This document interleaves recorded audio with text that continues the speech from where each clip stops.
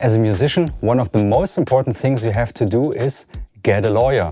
Now you might ask, why is that? Well, there will be a time in your career where you have to sign a contract with somebody from the music industry.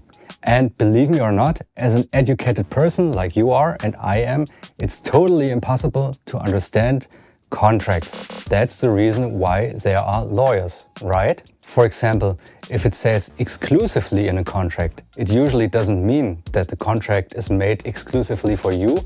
It means that the other party can decide exclusively what you are allowed and not allowed to do as an artist. You are not allowed anymore to decide about what you can and cannot do. And there are many examples in the music history where artists had bad contracts. For example, Prince wrote "slave" on his cheek because he felt as a slave to the company he signed his contract with.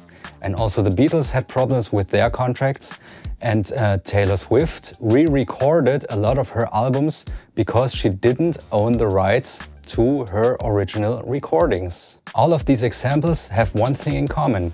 The artists signed those contracts and those contracts were right. The artists just couldn't get out of them anymore. My lawyer always says this is called learning by paying. But this is obviously something you don't want to do and I don't want to do. So every time you're about to sign a contract that lasts forever or might cost you a lot of money, or even if you just have a bad feeling in your belly, ask a lawyer. Not only in the music industry, but I think in every aspect of life, when you're about to make a big decision, this is usually a good idea. I'm Emmanuel, I'm a mastering engineer, producer and videographer, and see you next time.